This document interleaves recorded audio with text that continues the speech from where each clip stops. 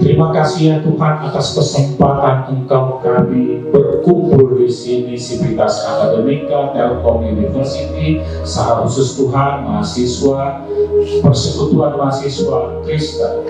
Kami percaya Tuhan yang senantiasa hadir di tempat ini.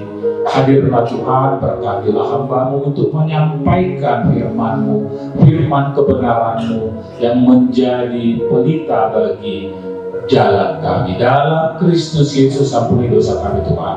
Amin. Silakan duduk. Firman Tuhan untuk kita hari ini ya, dari Mazmur 1 ayat 1 sampai 3 ya. Jalan orang benar dan jalan orang fasik. Demikian firman Tuhan. Berbahagialah orang yang tidak berjalan menurut nasihat orang fasik, yang tidak berdiri di jalan orang berdosa, dan yang tidak duduk dalam kumpulan pencemooh. Tetapi yang kesukaannya ialah Taurat Tuhan, dan yang merenungkan Taurat itu siang dan malam. Ia seperti pohon yang ditanam di tepi aliran air, yang menghasilkan buahnya pada musimnya, dan yang tidak layu daunnya, apa saja yang diperbuatnya berhasil. Demikian firman Tuhan. Orang yang berbahagia adalah orang yang mendengar firman Tuhan serta melakukannya. Salam. Nah, ini saya mau bawa firman ini, kita tahu dari Mazmur 1, Mazmur pembuka, ya, Mazmur pembuka. Pengalaman spiritual dari pemazmur, ya, secara khusus Raja Daud, bagaimana dia mencintai Tuhan, mencintai firman Tuhan. Itulah yang menjadi tema kita, mencintai firman Tuhan. Tadi nats pembuka sudah dibuka dari Mazmur 42, ya. Bahkan diteruskan dengan lagu. Seperti apa? Ya, seperti apa orang yang mencintai firman Tuhan. Tadi seperti rusa, ya, seperti rusa. Itu jadi dengan Mazmur ini Daud menyatakan cintanya, mengatakan pengenalannya kepada Tuhan, mengatakan bahwa kapan dia bersyukur, kapan jiwanya tertekan, kapan dia harus mengatakan, bahkan menggugah Tuhan itu sendiri. Di mana Engkau Tuhan? Bahkan dia bisa merasakan hanya dekat Tuhan hidupku tenang, ya. Nah, itulah perjalanan hidup. Ya, tentu kita juga mengalami perjalanan hidup. Ya, semua mengalami perjalanan hidup. Ada jalan yang benar, ada jalan yang kurang benar. Ya, mungkin kita tidak membayangkan seperti apa jalan orang fasik, tapi ada jalan yang benar, ada jalan yang kurang benar. Nah, pemazmur ini mencoba melihat seperti pohon. Saya coba membayangkan ketika mempersiapkan ini, membayangkan ketika saya kecil kebetulan di daerah sungai, ya mungkin bayangkan aja daerah sungai. Saya berjalan, ya sungainya itu di Aceh Tenggara itu ada dua sungai, Aceh Tenggara itu ada dua sungai, Kali Alas sama Kali Bulan. Saya masih kecil, ya. Jadi kenapa saya mengingat itu? Karena ada satu pohon yang besar yang kami pakai di tepi kali istilahnya kali, sungai itu, di mana kami waktu kecil suka melompat dari situ bermain karena airnya jernih, karena air dari hutan ya jernih, enak untuk mandi, enak untuk loncat-loncat dari pohon itu. Nah, ketika saya mempersiapkan nats ini, saya membayangkan pohon ini besar, dia tumbuh, tentu dia mengalami banyak badai. Ya, saya hanya lihat pada saat dia udah besar, tapi saya nggak melihat dari kecil. Pasti dia sudah banyak mengalami badai, tekanan air, tapi akhirnya dia bertumbuh. Wah, artinya perjalanan kita selaku manusia, tidak semuanya jalannya itu mulus. Mungkin ada yang naik, ada yang turun, ada yang belok, ada yang jurang, bahkan ada yang kita akan diperhadapkan dengan di persimpangan jalan. Ketika kita menghadapi di persimpangan jalan mana yang mau kita tempuh? Nah, bagaimana kita mempersiapkan perjalanan hidup kita? Ada di badai, ada. Dalam penelitian yang sering dilihat orang, yang sering dinyatakan orang, mungkin pernah dalam siklus kehidupan pernah mendengar istilah quarter life crisis. Pernah ya? Itu mungkin lihat video lihat di YouTube, lihat aja quarter life crisis, pasti akan banyak videonya itu. Siklus kehidupan orang per kuartal. Kuartal kira-kira tahu berapa nilainya? Kuartal seperempat. Seperempat apa ini kehidupan orang? Seperempat apa dulu? Kan mesti ada dong pengalinya. Seperempat kilogram kah? Seperempat apa? Kebayang nggak seperempat apa itu? Kuartal itu seperempat, iya. Perjalanan orang hidup seperempat apa ini maksudnya? Sehingga dia mengalami krisis pada saat itu. Ada seperempat abad. Per seperempat abad itu ada krisis yang akan dihadapi. Ada badai. Ya, ada badai. Seperempat abad itu kurang lebih 25 tahun. 25 tahun. Itu akan menghadapi krisis itu di dalam perjalanan hidupnya. Nggak bisa disangkal. Tinggal apakah kita bisa melewati krisis itu atau kita justru hanyut dalam krisis itu. Ini yang perlu diantisipasi, ini yang perlu quarter life crisis pasti. Karena apa? Ya kalau saya 30 tahun, ya pasti saya lewatin 25 tahun. Kenapa 25 tahun itu adalah badai? Kalau pesawat itu pasti menghadapi turbulensi. Tapi bagaimana dia bisa lewat turbulensi itu? Tentu dia sudah di depan ada badai, ada awan, ada turbulensi. Maka saya harus tingkatkan kecepatan agar saya tidak hanyut di dalam badai. Demikian ya manusia. Sekarang mungkin berumur 20 plus minus, belum ada yang 25. Nah, langsung kebayang. Pasti menghadapi 25. Di mana krisisnya? Dan bagaimana kita mempersiapkan melewati krisis itu? Ya, nggak bisa dihindar. Pasti kita akan lewati itu. Karena ya rata-rata mahasiswa bahkan sudah S2, teman saya di teknik sistem energi ngajar 2 orang 22 tahun sudah S2 dan ngajar jadi dosen. Kebayang tidak? Oke lah, S1 22. Apakah kita di usia 24, 25 sudah tidak lagi menjadi beban orang tua? Apakah kita sudah tidak minta uang kos lagi pada saat di kuartal itu?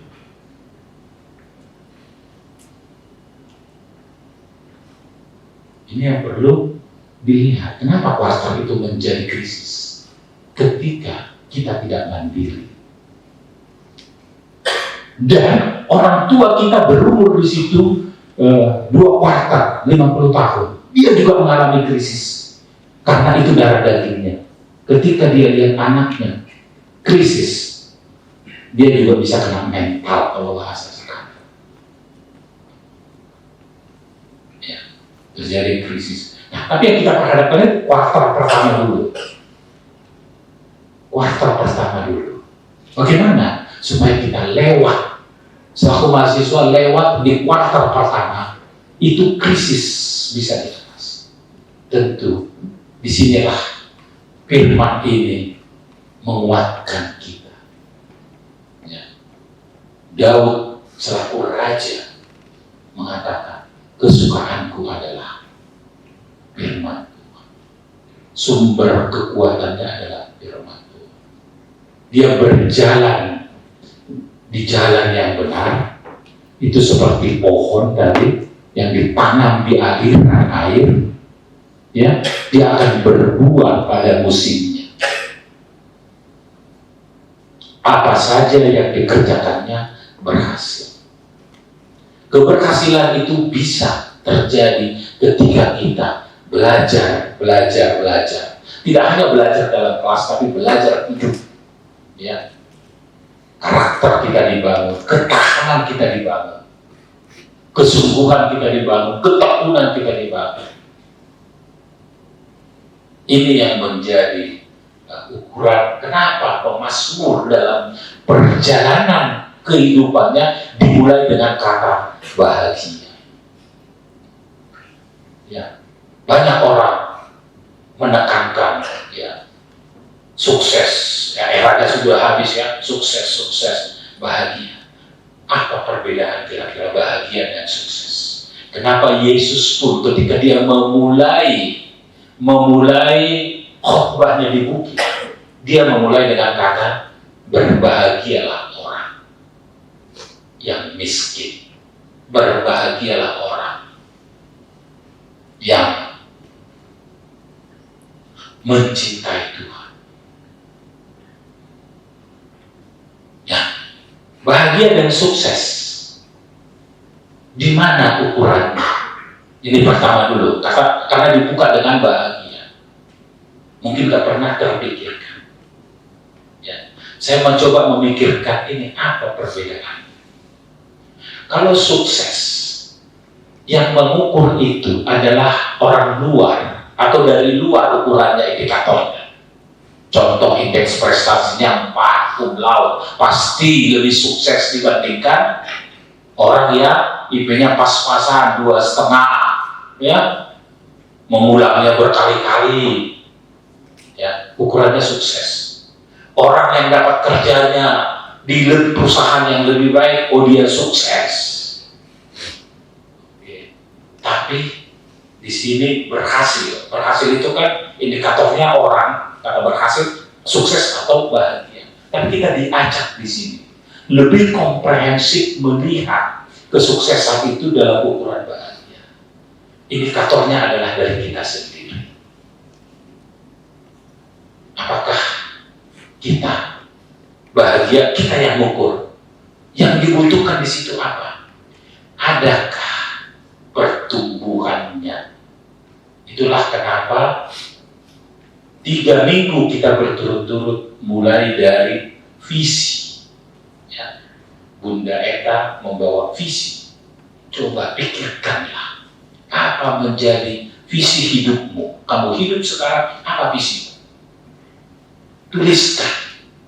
Apa misi? Dari situ akan kamu turunkan. Apa misi jangka pendekmu? Apa misi jangka menengahmu? Apa misi jangka panjangmu? Tuliskan ketika kamu hidup.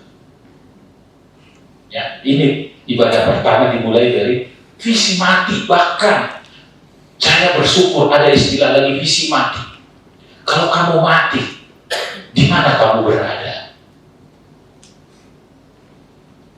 Itu ibadah pertama. Ini penting karena kita akan bicara tujuan hidup. Kita bahagia Tujuan hidup kita harus jelas, visi kita harus jelas, misi kita harus jelas, tujuan hidup kita jelas. Visi mati membawa kita tujuan. Karena inilah yang terkait dengan firman hari ini, di mana kita berkumpul, dengan siapa kita bersekutu, apa topik pembicaraan kita, apakah kita masuk di kumpulan pencemooh, atau kita di mana membangun akar keyakinan kita untuk paling tidak tantangan terdekat, saya melewati krisis quarter life crisis. Di usia 25 tahun, saya sudah mandiri, itu saja dulu. Sesederhana itu aja. Itu sudah artinya punya waktu 4-5 tahun mempersiapkan besar. Sehingga yang topik kedua sangat relevan. Evaluasi kembali perjalanan kita, akar dari kehidupan kita berakar, bertumbuh dan berbuah. Berakar, bertumbuh dan berbuah. Ya. Nah, yang ketiga, supaya kita mencintai firman Tuhan seperti tema hari ini, apa yang harus dilakukan? Doa membawa sukacita yang dari Pak Kris, berakar, bertumbuh, berbuah yang dari Pak Insa. Doa itu adalah jembatan kita berkomunikasi dengan sumber. Kalau tadi pohon ditanam aliran air, itu adalah sumber, dia berakar, bertumbuh, berbuah, dia dengan sumber kehidupannya, sehingga pada musimnya dia berbuah. Maka jika ciptaan Tuhan pun melalui doa, itulah pertemuan ketiga, melalui doa kita harus connect dengan sumber. Siapa sumber itu? Allah sendiri. Bagaimana kita melihat Allah seolah Allah abstrak? Allah tidak. Allah tidak abstrak. Allah nyata. Kita bisa merasakan pengalaman spiritual kita berjalan bersama Allah. Kenapa? Karena begitu besar kasih Allah, maka Dia mengirimkan anaknya yang tunggal supaya semua orang yang percaya beroleh hidup yang kekal, visi mati. Siapa itu? Yesus sendiri, anaknya yang tunggal. Pada mulanya adalah firman Allah. Tapi Allah itu kemudian menjadi daging, tidak abstrak. Supaya apa? Semua orang mengenal Allah, mencintai firman-Nya. Semua orang mengenal Allah karena tidak lagi abstrak. Mengenal dalam arti apa? Ya, kalau bahasa dari pembuka tadi di Mazmur 2, merindukan, seperti rusa merindukan sungai air kehidupan. Sejauh mana kita merindukan itu dulu. Apa kita yakin ada Allah itu? Kalau kita tidak yakin dengan ada Allah itu, maka ini menjadi pertanyaan besar pada saat ini. Kita tidak bisa lagi melihat kemuliaan Allah. Paulus itu sangat, dia berpindah dari satu keyakinan, ya, keyakinan yang dia yakini, ya, dia adalah orang yang 12 tahun itu pembelajar, orang cerdas, pembelajar, ya. Saya Farisi asli, ya semua dia banggakan yang lama-lamanya. Tetapi ketika dia sudah mengenal Kristus, ya, semua sia-sia. Yang ku kehendaki adalah mengenal Dia dan kebangkitannya. Saya membayangkan Daud, seorang raja, mulai bukan dari awalnya kan bukan seorang raja gembala sampai kepada posisi raja. Ya, bagaimana dia mengalahkan Goliat, karena dia yakin bisa mengalahkan karena apa? Ada pengalaman penyertaan Tuhan. Ketika dia seorang gembala, dia mampu menghadapi ketika ada serigala, singa, binatang buas yang mau menerkam dombanya, ya, dengan senjata apa adanya, dan selalu berhasil. Sehingga sampai ke suatu titik keyakinan, saya bisa masuk di tingkat keberhasilan ini sungguh karena penyertaan Tuhan. Itulah pembelajaran bagaimana kita mencintai firman Tuhan. Kita harus sampai pada suatu titik nanti, ya, dalam perjalanan kita bersama Tuhan, sampai kepada suatu titik. Saya sampai di titik ini. Sungguh seperti Daud, saya karena disertai Tuhan. Ya, jiwaku tertekan. Dia banyak tertekan jiwanya.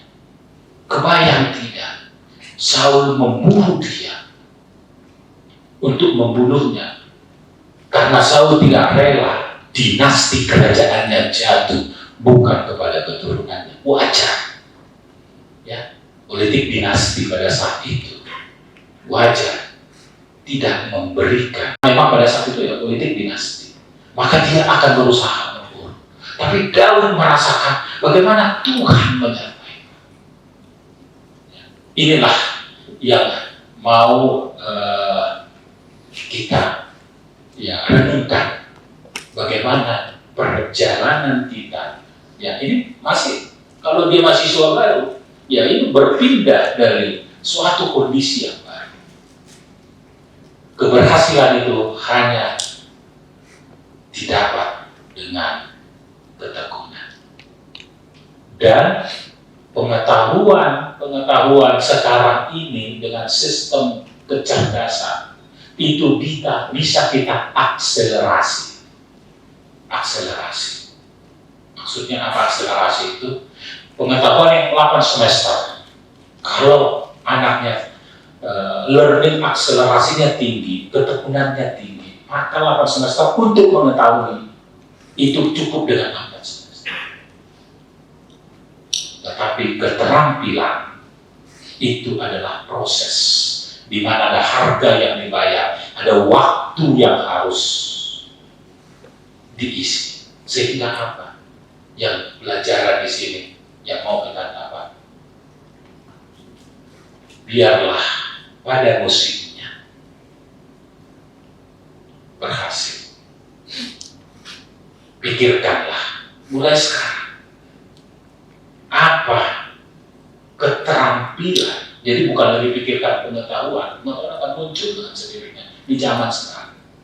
Ya, banyak sekali sumber belajar yang bisa kita dapatkan, maupun bentuk teks maupun bentuk video, ya banyak sekali sumber. Tetapi kalau keterampilan itu harus dilakukan. Berjalan bersama Allah itu harus dilakukan. Adakah kerinduan yang kita belajar dari Daud? Ya. Kesukaanku adalah Taurat. Ya. Demikian juga perjalanan panjang bangsa Israel. Ya. Bangsa Israel. Bagaimana mereka melihat bagaimana berjalan bersama Tuhan. Itu adalah kehidupan. Ya, kita bisa lihat mengapa mereka harus mengandalkan Tuhan dalam perjalanan. Ya, Ulangan 30 kalau kita baca 15 sampai 19, ya, di Ulangan 30 secara khusus 16 saja dulu. Ulangan 30 ayat 16, ya. Demikian firman Tuhan. Ulangan 30 ayat 16 atau dari 15 setelah saya baca. Ingatlah, ini kehidupan dan kematian. Ingatlah, aku menghadapkan kepadamu pada hari ini kehidupan dan keberuntungan, kematian dan kecelakaan. Karena pada hari ini aku memerintahkan kepadamu untuk mengasihi Tuhan Allahmu dengan hidup menurut jalan yang ditunjukkannya dan berpegang kepada perintah, ketetapan dan peraturannya, supaya engkau hidup dan bertambah banyak dan diberkati oleh Tuhan Allahmu di negeri kemana engkau masuk untuk mendudukinya. Ya, itu yang ayat 16. Jadi firman Tuhan itu ya peraturannya, ya ketetapannya. Maka hidup itu paling tidak ada dua. Hidup adalah perjalanan, ya, dan hidup adalah pilihan, ya. Karena ketika kita jalan, Kita akan diperhadapkan dalam persimpangan. Hidup adalah pilihan. Kenapa bisa hidup adalah pilihan? Karena kita bebas memilih tadi, apakah kamu duduk di jalan yang benar atau duduk dengan pencemooh. Kan pilihan itu. Dan Tuhan akan buktikan, dan banyak bukti mengatakan, ya, dan banyak bukti yang mengatakan bahwa, ya, ketika kita berjalan di jalan yang benar, dan saya secara pribadi menyaksikan itu dalam kehidupan saya, ya. Ada suatu kesaksian yang saya sangat luar biasa kalau saya bersaksi, ya. Saya punya anak itu awal yang nomor 2 secara khusus, waduh, aktif sekali di gereja, semua alat musik dia paling banyak. Kemudian mau sekolah, gimana saya sekolah di mana? Ah, udahlah, keterampilan aja lah. Besok itu pengetahuan gampang lah, bisa dipelajari. Saya suruh sekolah masak di D3, ya, di NHI, sekolah ada kuliner, sekolah masak. Untuk apa? Saya berpikirnya, kamu terampil dapat kerja, gampang. Singkat itu, karena saya hanya menganggap quarter life krisisnya itu harus lewat. Di 25 tahun itu dia harus betul-betul lewat. Ya puji Tuhan, dia D3, masak, melamar dari kampusnya, sempat kerja di San Francisco. Masak di restoran, tentu di restoran kan, ada rekrutasi dari kampusnya. Begitu tamat D3, dia kerja, ya, di San Francisco, daerah San Francisco. Puji Tuhan COVID, jadi kontraknya setahun, belum ada setahun, dia sudah 11 bulan kembali ke Indonesia karena COVID. Jadi nggak sempat perpanjang kontrak lah. Jadi, ya namanya orang bisnis F&B, kulineri, nggak akan ada restoran buka apa segala macam. Ya udahlah, sekolah lanjut aja lah dari D3 dan D4. Lanjutlah karena masak itu cuma sampai D3, masukkan ke D4 perhotelan. Udah kamu di perhotelan. Tamat. Begitu tamat, hotel masih tutup. Banyak. Tapi puji Tuhan, karena COVID dia bisa lanjut. Kuliah lagi lah, kuliah. Ini juga Bapak lagi ngajar juga secara online. Tapi saya kan nggak tahu kuliahnya apa. Udahlah sekali kuliah, bayar aja mahal lah, ambillah MBA ITB. Terus gimana? Ya sudah, ini kan cuma tesnya PPA, tes potensi akademik sama bahasa Inggrisnya oke lah. Tes yang resmi ya, bukan resmi apa segala macam. Wah, lulus bisa, pas-pasan tadi lulus, tes masuk. Ya, selesai di usia 24, ya 24 lewat, karena dia sempat kerja. Ya, puji Tuhan. Ya. Dia, pada saat dia menikah, kami jalan ke sana, kami tinggal di rumah pendeta. Kenapa? Dia ikut pelayanan di sana, di Metodis. Sebulan kami jalan, tapi rumah jemaat, rumah pendeta, wow, hotel kan mahal. Sebulan kami kurang lebih, karena memang gak sebulan sih di rumah pendeta, tapi kami jalan ke tempat lain. Tapi ketika kami tinggal di tempatnya dia, ya, kami tinggal di rumah pendeta dan di rumah jemaah.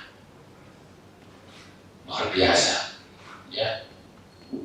Saya bilang gak mungkin kalau dia tidak bergaul dengan Tuhan, membangun keterampilannya, ya, dengan alat musiknya, melayani.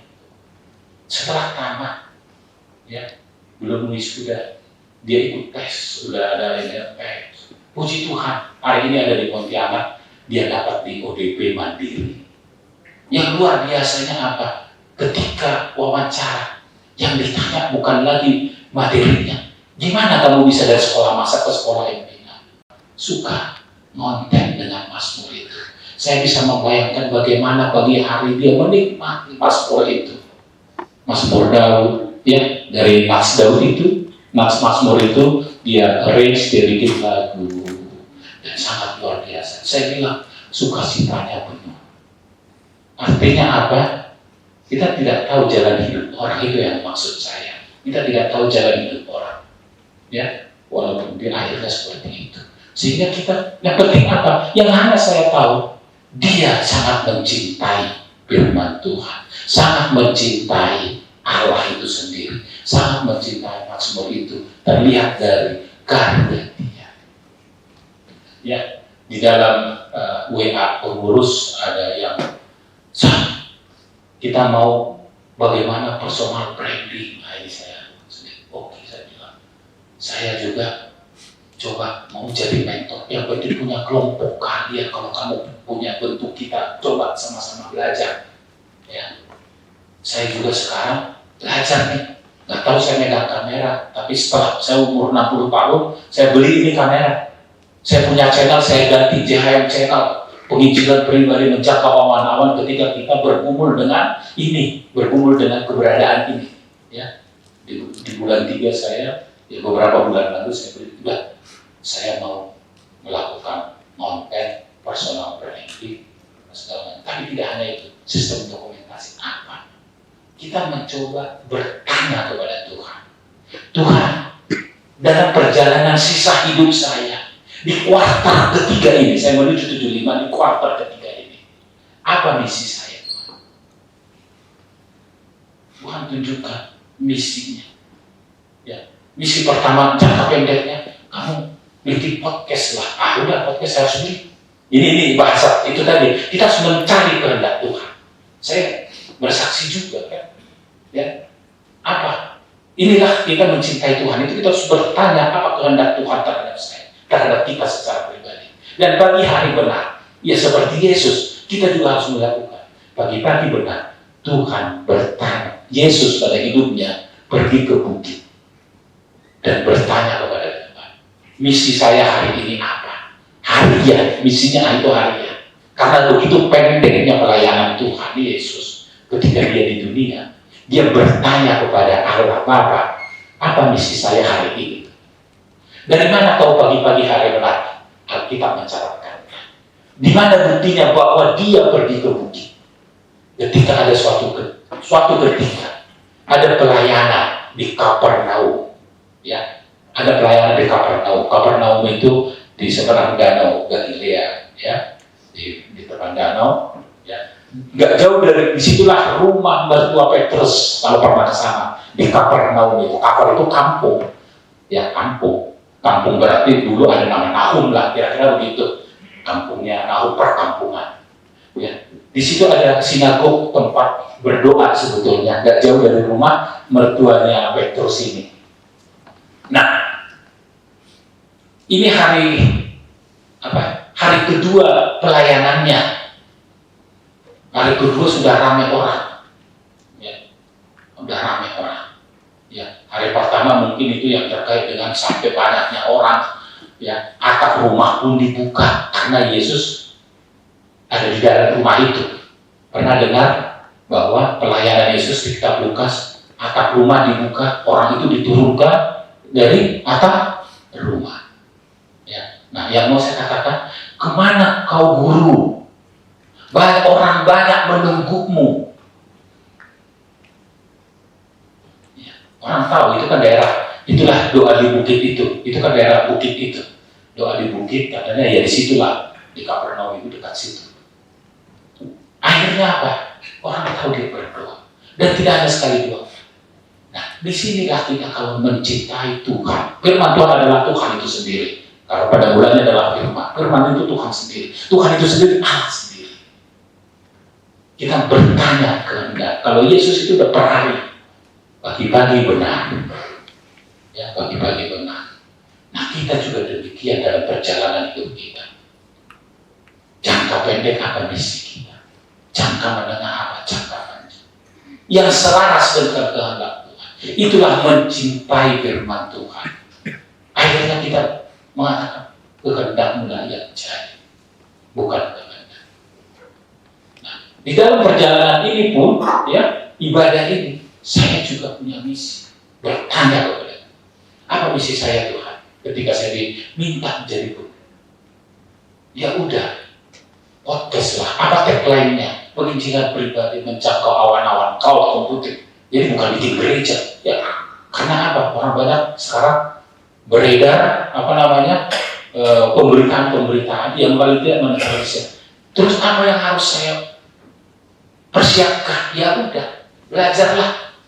bikin kamera, rubahlah channelmu, JHM channel. Jadi ini selalu saya record, ya bisa dilihat di JHM channel. Coba dulu buka handphonenya itu JHM channel YouTube-nya, ya JHM channel. Buka dulu semuanya, ya. Buka dulu, semua membuka. Karena setelah itu ada perintah berikutnya. Sudah kebuka? Ya, handphonenya udah dibuka. JHM itu kepanjangan dari Jasper Hasudungan. Tadinya M-nya Manurung, sekarang ministry. Ya, rekomennya begitu dulu Manurung. JH. Sudah buka? Nah, sudah kebuka? Tolong di subscribe. Personal branding. Ya, lumayan dapat 300. Susahnya minta ampun.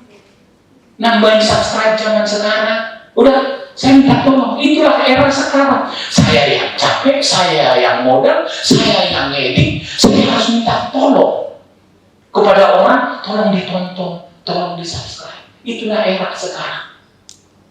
Ya. Beda kan eranya. Karena tadi kita bicara personal branding. Nah, yang mau ada kelompok, mari kita diskusi. Saya juga masih belajar. Kita sama-sama. Ya. Karena personal branding itu bicara bagaimana kita nge-branding diri kita, bagaimana orang lain melihat. Oke, sudah di subscribe. Terima kasih atas subscribe-nya. Ya, dan ini ibadah terus akan ada. Selagi saya ini prioritasnya saya ibadah di sini. Gereja pun saya sebagai pelayan di gereja, saya bilang saya melayani di Telkom setiap pagi. Karena apa? Pelayanan multimedia paling sedikit. Pelayanan multimedia. Jadi nggak bisa pelayanan multimedia karena saya harus melihat dokumentasi.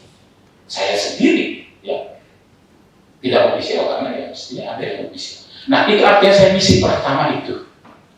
Misi kedua dalam doa saya, Tuhan berikanlah ibadah seperti ini. Ini misi yang saya doakan. Satu-satunya. Misi kedua. Harus punya misi. Visi, terjemahkan misi. Puji Tuhan, ini sudah sebulan. Terjawab sudah. Di misi yang saya mintakan. Ini podcast misi pertama. Ini malah macet-macet, cuma sekali kita podcast dengan BN. Makanya saya meminta kalau ada mau kelompok pendalaman Alkitab, kita bisa di mana-mana di sini. Ya, itulah yang sekarang hilang dari kampus ketika saya ngampus. Ya, hilang di sini banyak tempat. Ya, saya pertama senang karena untuk mencintai Tuhan itu memang harus ada kelompok. Dan yang kedua saya dapat konten karena setiap perjanjiannya adalah ya saya harus record pertanggungan ya bahwa kita. Jadi artinya ya konten juga saya kalau kita PA. Saya nggak mau cuma lewat begitu saja. Saya challenge itu pengurus, udah PA-mu digitalisasi mobilnya. Ini awalnya. Ya, 2 misi, 1 macet tapi di jalan mudah-mudahan ini juga tidak macet. Misi ketiga yang saya bilang jangka panjang. Jadi kita harus punya nih jangka pendek, jangka menengah, jangka panjang. Begitu era Starlink muncul, Tuhan bagaimana kami bisa penginjilan bekerja sama dengan misi-misi lokal di daerah terbatas dengan adanya sarana Starlink yang bisa menembus daerah-daerah terisolasi, kampus menyediakan kontennya. Orang-orang yang lokal bermitra, ya kan? Kalau kita bicara penginjilan apa? Pergilah, ajarlah, baptislah. Gak bisa. Kita harus bicara bekerja sama sebagai rekan sekerja Allah. Itu prinsipnya. Bekerja sama sebagai rekan sekerja Allah. Kompetensi kita harus tahu. Kampus kompetensinya mengajar, memberi bahan ajar. Untuk pergi, mungkin ada orang lain yang pergi ke daerah itu untuk masang instalasinya atau terus untuk baptis mungkin ada hamba Tuhan lokal di situ untuk memurid membaptis. Jadi nggak bisa, nggak harus kita lihat bisakah. Itulah misi ketiga. Ya, daerah tertinggal kita coba masuk. Itu misi, artinya yang Tuhan cari, yang Tuhan titipkan kepada saya. Kepada saya secara pribadi, ya saya mau ngomong ini saya repot, ya. Tapi mungkin nggak, namanya jangka panjang, kita hanya meminta kepada Tuhan. Meminta kepada Tuhan, kemudian Tuhan akan tunjukkan jalan dan rekan sekerjanya. Karena kita bangun adalah kerajaan Allah, bukan kerajaan manusia, kerajaan Allah. Karena apa? Allah, Tuhan Yesus yang mengajari kita, Di mana? Di bumi. Apa arti kerajaan Allah? Allah bertakhta ketika kita bersekutu seperti ini. Ini kerajaan Allah. Jangan kira. Ini kerajaan Allah. Ketika kita memohon kehendaknya, datanglah kerajaan. Jadilah kehendak.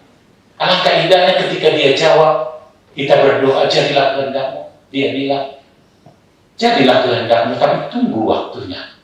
Apa maksudnya? Kita berdoa, jadilah kehendakmu, tapi Tuhan jawab, jadilah kehendakmu, tapi tunggu waktunya. Itulah perjalanan mencintai firman Tuhan, menyerahkan kehendak kita ke dalam kehendak Tuhan, menyerahkan rencana kita ke dalam rencana Tuhan, sehingga Tuhan membukakan pintu ke kita. Bukan berarti tidak ada kehendak lah. Seperti pohon tadi, kita kan banyak badai, gak ada tenang-tenang. Tapi begitu dia sudah tumbuh besar berbuah, maka dia akan. Jadi pilihan, kita diperhadapkan sekarang dengan pilihan. Maukah mengambil bagian dalam kerajaan Allah? Kerajaan Allah itulah yang Tuhan mau. Ya, supaya apa? Indah pada waktunya. Ya, indah pada waktunya. Maka pikirkanlah seperti pada Filipi 4 ayat 8. Ya, Filipi 4 ayat 8. Pikirkanlah. Coba Filipi 4 ayat 8. Apa yang harus kita pikirkan? Dalam Filipi 4 ayat 8, ya. Mencintai Tuhan, kita harus pikirkan.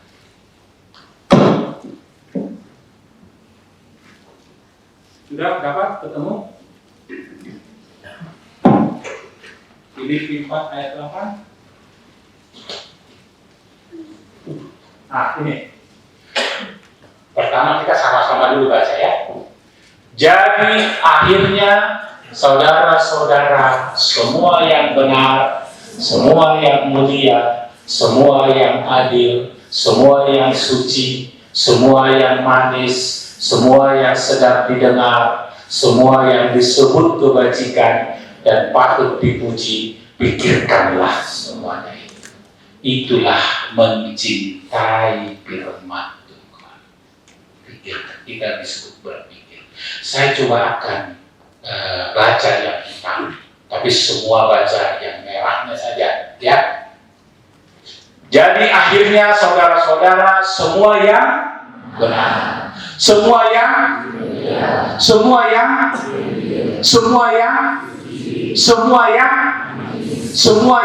sedap, semua yang disebut, dan pikirkanlah semuanya itu. Pikirkanlah semuanya. Kenapa Paulus menuliskan itu penting pikirkan? Karena apa yang dipikir, apa yang kita pikir, apalagi kita pikirkan, itu akan menjadi tindakan kita.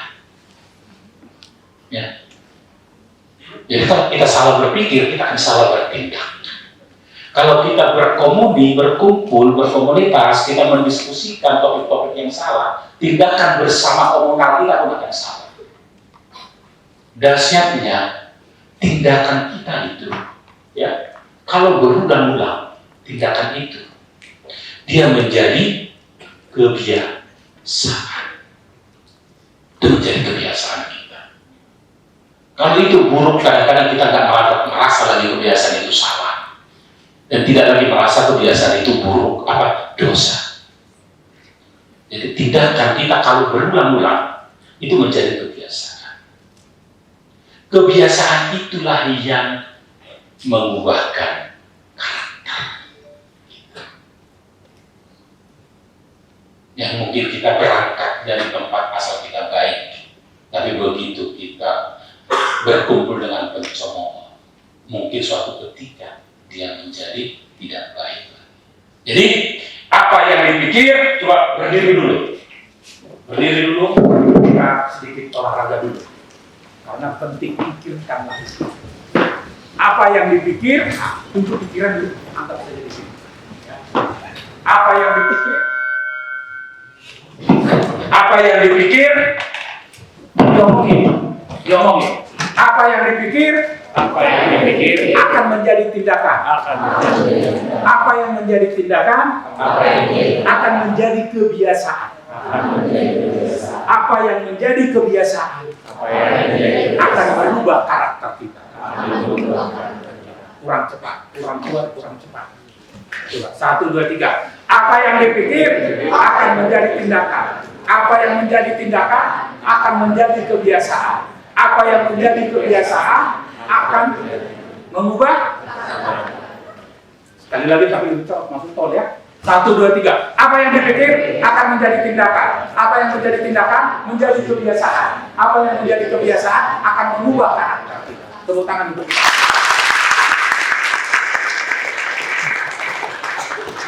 Silakan duduk. Jadi kita harus menyelaraskan, ya, mencintai firman Tuhan, menyelaraskan rencana kita dengan rencana Tuhan. Karakter kita menjadi serupa nanti dengan karakter Kristus. Maka pikirkanlah firman-Nya. Tindakanmu itu harus seturut dengan firman-Nya, kehendaknya. Dan kebiasaan itu menjadi kebiasaan seperti Yesus sudah tunjukkan bagaimana dia seperti rusa tadi, haus akan aliran. Dan inilah pemusik kita akan akhiri dengan lagu seperti rusa tadi. Kita akan akhiri, tapi sebelumnya kita akan nyanyikan lagu tadi seperti rusa. Ya. Pribadi seperti rusa yang haus, yang rindu aliran sungai. Hatiku tak tahan menunggu, bagai tanah gersang, menanti datangnya hujan. Begitupun jiwaku Tuhan, hanya Engkau pribadi yang mengenal hatiku. Tiada yang tersembunyi darimu. Seluruh isi hatiku Kau tahu, dan bawaku untuk lebih dekat lagi padamu. Tinggal dalam indahnya dekapan kasih-Mu. Kita nyanyi bersama-sama, kita hayati dan kita akhiri nanti dalam doa.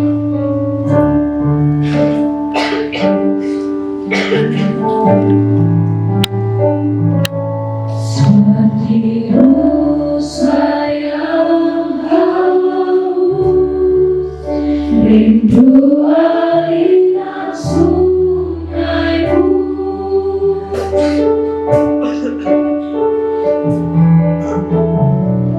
Hatiku tak tahan menunggu,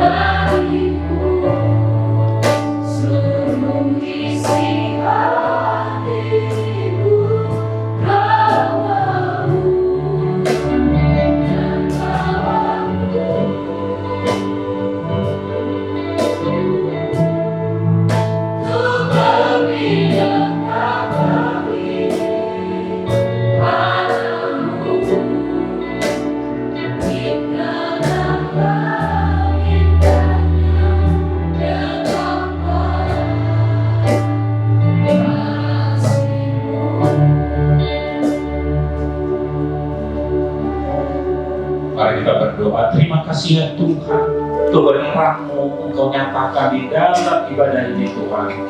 Bagaimana kami mencintai firman Tuhan, bagaimana kami seperti rusa yang haus akan rindu aliran sungai-Mu. Ajar kami Tuhan agar senantiasa rindu dengan firman-Mu, sehingga kami mencintai firman-Mu. Apa yang kami pikir, biarlah itu kehendak-Mu Tuhan. Kami punya misi di dalam hidup kami, dalam sekolah kami, sekolah anak kami Tuhan. Itu adalah Tuhan yang menentukannya. Sehingga mereka belajar tidak hanya berpengetahuan, mereka juga terampil dalam kehidupan ini. Sehingga badai-badai dalam perjalanan hidup yang akan dihadapi, itu berjalan bersama Tuhan. Karena Engkaulah pribadi yang kami kenal, hati Tuhanlah yang kami yakini menjadi dasar kehidupan kami. Secara khusus Tuhan, kami berdoa untuk ibadah ini, pengurus PMK, secara khusus Tuhan, ketua PMK yang sekarang lagi terbaring sakit.